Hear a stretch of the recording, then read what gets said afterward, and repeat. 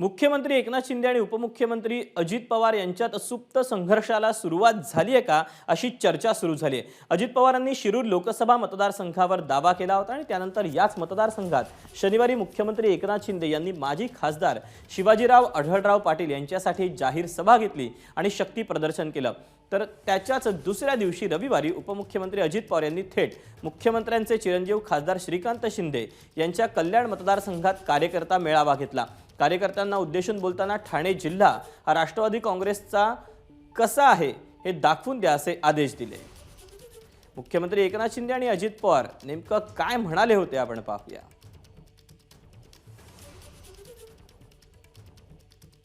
आपण खासदार 3 वेळा निवडून आलात, पण 3 वेळा निवडून आल्यानंतर आपण पराभूत झाल्यानंतर या ठिकाणी पायाला भिंगरी लावून मतदारसंघामध्ये फिरताय, याची पोचपावती नक्की मिळेल।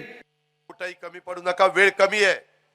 मार्चच्या पहिल्या आठवड्यात लोकसभेची आचारसंहिता लागेल, त्यावेळेस आपला कार्यकर्ता बूथ वाईज कमिट्या झाल्या पाहिजेत आणि त्याच्यानंतर विधानसभा आहे, त्याच्यानंतर इतर वेगवेगळ्या प्रकारच्या निवडणुका आहे। त्या निवडणुकीच्या निमित्तानं पुन्हा एकदा राष्ट्रवादी काँग्रेस पक्षाची ताकद काय आहे, राष्ट्रवादी काँग्रेसमय माझा ठाणे जिल्हा कसा आहे ते आपल्याला सगळ्यांना एकत्र येऊन काम करून दाखवायचं आहे।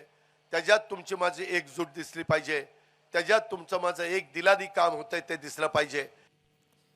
दरम्यान या सगळ्यावर शिंदे गटाचे नेते उदय सामंत आणि राष्ट्रवादीच्या शरद पवार गटाचे नेते जितेंद्र आव्हाड यांची प्रतिक्रिया समोर आली। काय म्हणतात हे दोघं जाणून घेऊया। मला असं वाटतं की आमचं मिशन 48 आहे। जरी आमचा शिवसेनेचा मेळावा असला तरी आम्ही त्याच्यावर काय लिहिलंय बघा, मिशन 48। म्हणजे महायुतीच्या 48च्या 48 जागा मुख्यमंत्री एकनाथ शिंदे साहेब, देवेंद्रजी आणि अजितदादांच्या नेतृत्वाखाली आम्हाला जिंकायचं आहे।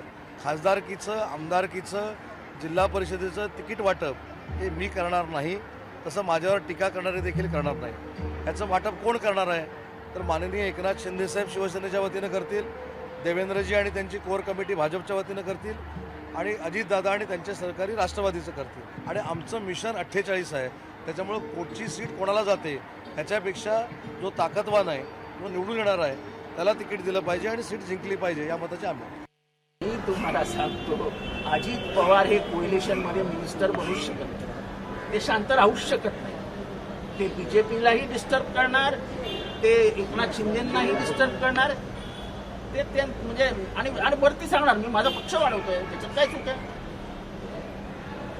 पण हा डिस्टर्ब करण्याचा त्यांचे जाळे आहेत, ते जाळे कधीही थांबत नाही आणि याचा अनुभव आम्ही सगळ्यांनी घेतलेला आहे। आमच्या डिपार्टमेंटच्याही मीटिंग त्यांना लावायच्या असतात, कशाला आम्ही काय अकार्यक्षम होतो। एबीपी माझा, उघडा डोळे बघा नीट।